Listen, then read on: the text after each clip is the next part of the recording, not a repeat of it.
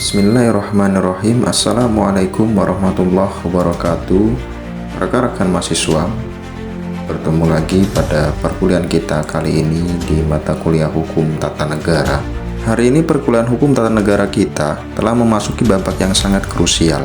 Agenda pembahasan kita hari ini adalah membedah pilar-pilar strategis bentuk negara Indonesia, spesifikasi mengenai konsep Rechtsstaat atau negara hukum, konsep negara kesejahteraan, serta prinsip demokrasi. Rekan-rekan mahasiswa, bahwa pemahaman materi sangat penting. Oleh karena itu, di sini kita akan menguji sejauh mana Indonesia mengimplementasikan ketiga konsep tersebut berdasarkan Undang-Undang Dasar 1945. Untuk lebih jelasnya, mari kita simak pembahasan pada video berikut ini. Pendahuluan, konsep hukum tata negara modern. Dalam diskursus hukum tata negara modern, konsepsi negara hukum, negara kesejahteraan, dan negara demokrasi ini tidak lagi dipandang sebagai entitas yang terpisah, bahwa ketiganya merupakan pilar integratif yang saling mengondisikan demi tercapainya keadilan konstitusional sejati. Hukum memberikan kepastian dan koridor keadilan, demokrasi menjamin kedaulatan serta partisipasi murni rakyat, sementara konsep kesejahteraan ini mengarahkan tujuan akhir seluruh instrumen kekuasaan negara tersebut. Di negara kita Indonesia, ini telah memformulasikan ketiga konsep ini secara unik melalui sintesis ideologi Pancasila dan norma-norma konstitusional Undang-Undang Dasar Negara Republik Indonesia tahun 1945. Artinya bahwa integrasi ketiganya dirancang untuk mencegah polarisasi kekuasaan demi terwujudnya stabilitas sosial. Melalui mata kuliah ini, rekan-rekan mahasiswa ini akan diajak meneliti bagaimana Indonesia menyelaraskan prinsip supremasi hukum dengan tuntunan pemerataan ekonomi dan dinamika politik demokratis yang inklusif. Selanjutnya, doktrin teoritis negara hukum. Rekan-rekan mahasiswa, sebelum melangkah lebih jauh dalam memahami implementasi konsep negara hukum di Indonesia, penting bagi kita untuk membedakan dua akar tradisi besar yang membentuk diskursus ini di dunia, yaitu konsep Rechtsstaat yang lahir dari tradisi hukum Eropa kontinental dan konsep rule of law yang tumbuh dari tradisi Anglo-Saxon. Meskipun kedua konsep ini sama-sama bertujuan untuk menentang absolutisme dan menempatkan hukum sebagai panglima tertinggi, namun keduanya memiliki latar belakang sejarah, filosofi, dan karakteristik operasional yang berbeda. Pertama, konsepsi Rechtsstaat. Rekan-rekan mahasiswa, bahwa konsepsi Rechtsstaat ini dipelopori oleh pemikiran seperti Immanuel Kant dan Julius Steel. Tradisi Rechtsstaat ini tumbuh dari sistem hukum kodifikasi atau yang sering kita dengar dengan civil law. Karakter utamanya menekankan kepastian hukum tertulis melalui undang-undang. Dalam konsepsi Rechtsstaat, unsur pentingnya mencakup perlindungan hak asasi manusia, pemisahan kekuasaan demi mencegah absolutisme, pemerintahan yang didasarkan pada peraturan tertulis, serta peradilan tata usaha negara untuk membatasi kesewenang-wenangan aparat. Kedua, ada konsepsi rule of law, bahwa konsep ini lahir dari tradisi common law dengan pelopor utama Avi Dicey. Konsep ini menekankan keadilan substantif yang berkembang dari putusan pengadilan dan kebiasaan ketatanegaraan yang demokratis. Prinsip dasarnya bertumpu pada tiga pilar, yaitu supremasi hukum yang mutlak tanpa pengecualian, persamaan kedudukan yang setara di hadapan hukum bagi semua warga negara, serta terjaminnya hak-hak asasi manusia melalui putusan peradilan. Selanjutnya, negara hukum Pancasila. Rekan-rekan mahasiswa, bahwa di negara kita Indonesia, Pancasila ini dijadikan sebagai falsafah dalam kehidupan berbangsa dan bernegara. Karena itu, Pancasila diharapkan mampu menjadi jembatan yang menyatukan antara legal justice dan social justice di negara Indonesia. Hal ini menuntut agar hukum tidak hanya tajam dan kaku, tetapi juga memiliki hati yang berlandaskan moralitas dan kemanusiaan. Secara konstitusional, dalam pasal 1 ayat 3 Undang-Undang Dasar 1945 telah menegaskan bahwa negara Indonesia adalah negara hukum. Namun, Indonesia tidak mengadopsi liberalisme barat secara mutlak ataupun sistem hukum sosialis otoriter. Negara hukum Pancasila meletakkan moral keagamaan ini pada sila pertama. Dan kekeluargaan sebagai fundamental keadilan hukum yang berorientasi pada kemanusiaan yang adil dan beradab serta persatuan nasional. Selanjutnya, teori negara kesejahteraan.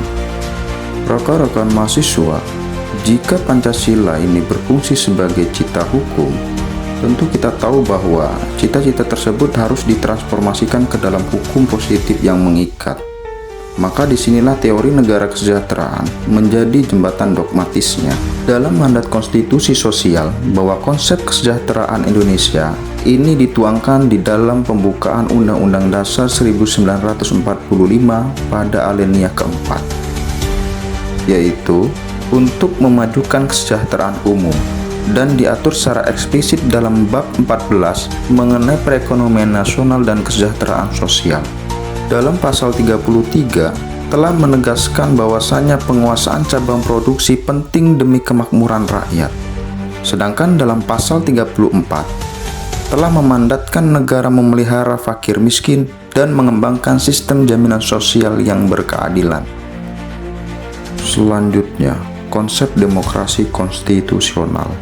Dalam poin ini, kita akan membedah secara spesifik tentang konsep negara demokrasi konstitusional melalui 3 pilar utamanya. Secara akademis, rekan-rekan mahasiswa dapat melihat dalam pemaparan poin ini bagaimana konsepsi ini meletakkan kedaulatan rakyat sebagai legitimasi tertinggi kekuasaan, yang kemudian diikat dan dikendalikan oleh pembatasan hukum agar tidak menjelma menjadi tirani mayoritas, serta bagaimana sistem ini menjamin sirkulasi kekuasaan yang sehat melalui partisipasi berkala warga negara dalam pemilu. Maka mari kita urai bagaimana ketiga poin integral ini membentuk anatomi demokrasi konstitusional modern.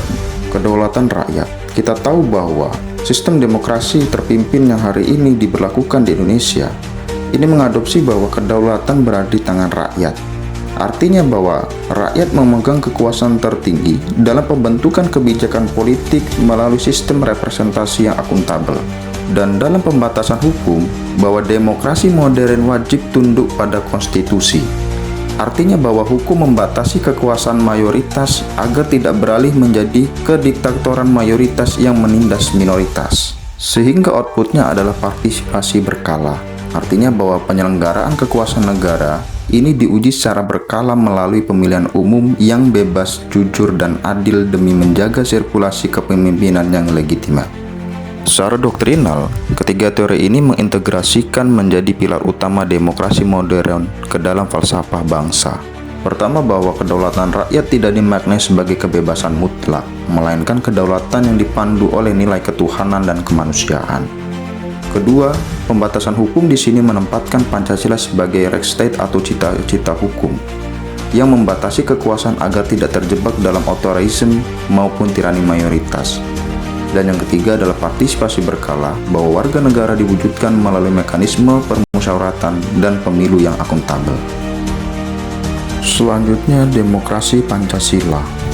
Secara epistemologis, bahwa teori ini merupakan sintesis lokal yang membedakan diri dari model demokrasi liberal maupun sosialis di dunia barat. Berdasarkan pasal 1 ayat 2 dalam Undang-Undang Dasar 1945, bahwa kedaulatan berada di tangan rakyat dan dilaksanakan menurut Undang-Undang Dasar. Demokrasi ini berlandaskan pada hikmat kebijaksanaan Pancasila. Kita mengutamakan musyawarah untuk mufakat guna meminimalisasi voting tirani mayoritas, diimbangi dengan pemilihan umum berkala sebagai sarana check and balance yang konstitusional.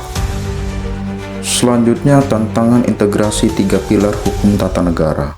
Secara teoritis, ketiga pilar ini adalah trias yang tidak boleh dipisahkan, karena demokrasi tanpa hukum akan melahirkan anarki, sedangkan hukum tanpa demokrasi akan melahirkan tirani. Dan keduanya tanpa komitmen kesejahteraan hanya akan menjadi prosedur formal yang mengabaikan keadilan sosial. Namun, perlu rekan-rekan mahasiswa ketahui, untuk mengintegrasikan ketiganya dalam satu tarikan napas ketatanegaraan, ini bukanlah perkara mudah. Di Indonesia, kita menghadapi tantangan real yang bersifat paradok dan struktural. Seperti halnya konsep hukum tata negara sebagai negara hukum, tantangan real di Indonesia bahwa sering terjadinya ketimpangan penegakan hukum serta tumpang tindihnya regulasi antara pemerintah pusat dan pemerintah daerah. Dalam negara kesejahteraan, distribusi jaminan sosial yang belum merata dan tantangan kemiskinan ekstrim di wilayah 3T. Sedangkan dalam negara demokrasi, ini terletak pada politisasi identitas, politik uang dalam pemilu, serta polarisasi di tingkat akar rumput. Maka solusi strategis yang bisa dilakukan dalam konsep hukum tata negara sebagai negara hukum, ini dengan melakukan reformasi birokrasi peradilan dan simplifikasi regulasi melalui harmonisasi legislasi. Sebagai negara kesejahteraan, solusi strategis yang perlu dilakukan adalah dengan mengoptimalisasi transformasi data terpadu kesejahteraan sosial dan tata kelola jaminan fiskal. Sedangkan sebagai negara demokrasi, solusi strategis yang perlu dilakukan adalah dengan melakukan edukasi politik sipil, penegakan hukum pemilu, dan literasi media digital. Rekan-rekan mahasiswa, sebagai konklusi dari seluruh diskursus diskusi kita pada kali ini dapat disimpulkan bahwa negara hukum, negara kesejahteraan, dan negara demokrasi bukanlah tiga entitas teoritis yang berdiri secara sendiri-sendiri. Bahwa negara hukum, negara kesejahteraan, dan negara demokrasi di Indonesia merupakan satu kesatuan utuh yang saling mengunci dan tidak dapat dipisahkan. Demokrasi memberikan ruang bagi rakyat untuk bersuara dan menentukan kebijakan, sementara negara hukum hadir sebagai bingkai yang memastikan proses politik tersebut berjalan adil, tertib, dan sesuai konstitusi tanpa terjebak dalam tirani. Sehingga sinergi antara kedaulatan rakyat dan kedaulatan hukum ini bermuara pada satu tujuan utama, yaitu negara kesejahteraan, di mana kebijakan hukum dan demokrasi ini diarahkan untuk memakmurkan rakyat. Dan di Indonesia, ketiga konsep ini diintegrasikan secara harmonis oleh Pancasila, menegaskan bahwa keadilan sosial hanya dapat dicapai jika hukum yang berwibawa dan demokrasi yang sehat berjalan beriringan. Dan perlu rekan-rekan mahasiswa ketahui bahwa sebuah negara tidak akan pernah tegak hanya karena kemegahan institusinya, melainkan karena keadilan yang dirasakan oleh rakyat di dalamnya. Hukum tanpa demokrasi adalah penindasan. Demokrasi tanpa hukum adalah kekacauan. Dan hukum serta demokrasi tanpa kesejahteraan adalah sebuah kemunafikan politik. Demikian pemaparan materi pada diskusi kita kali ini tentang teori negara hukum, negara kesejahteraan, dan negara demokrasi. Semoga rekan-rekan mahasiswa dapat memahami materi secara utuh. Saya ucapkan terima kasih dan saya akhiri. Wassalamualaikum warahmatullahi wabarakatuh. Jangan lupa untuk klik tombol like dan subscribe agar tidak ketinggalan untuk update materi-materi selanjutnya.